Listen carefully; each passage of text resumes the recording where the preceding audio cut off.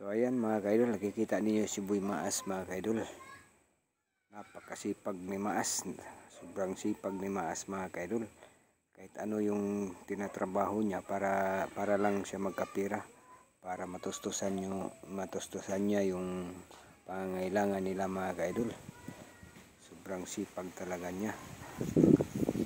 Ayan. Sana po mga kaidol ay subaybayan nyo si Boy Maas sa kanyang channel ngayon, bagong channel niya mga kaidol, Boy Maas Official 2.0 mga kaidol. I-support natin si Maas mga kaidol, kawawa kasi mga kaidol, no? Napaka na ni Maas ngayon, nasira kasi yung unang channel niya mga kaidol. Sana po masuportahan po natin si Boy Maas mga kaidol. So maraming salamat sa panonood ninyo mga kaidol kay Boy Maas. Tagpila ini nga ninay. Kuyawa ni nga saging mga mamo. Bumot ba siya ng saging? Dili na siya lakatanay. Nay dili na lakatanay. Dili ang sanpil ko gagmay matudawin na kanu ko ang tapas matudpulan huburan eh. Ah. Dis lang mo haday kay paggramo. Kuno na ko dai kanay benching. Ang kanin nga ninay, pila man ninay?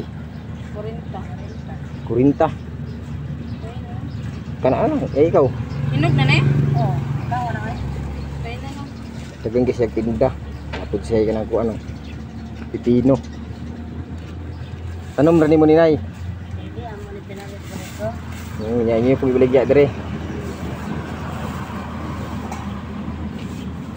Pagpilay mo ng kanay?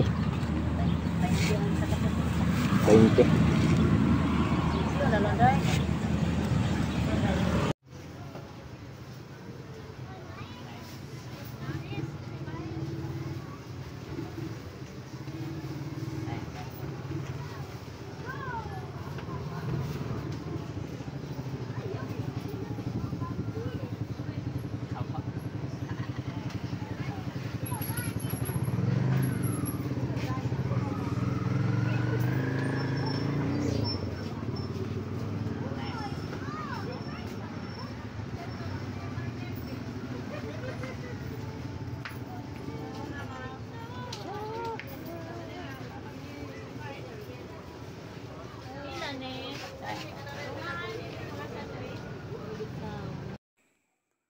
So yan na mga kaidol, nagbalat na si Maas ng kanyang inarbis na mais, no? Tinanim ni Maas na mais, ayan, nagbunga na mga kaidol.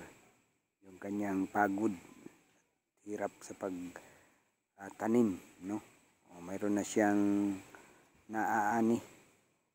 Napakasarap ng bigas niyan mga kaidol pag nagawa na yan na bigas na mais, no?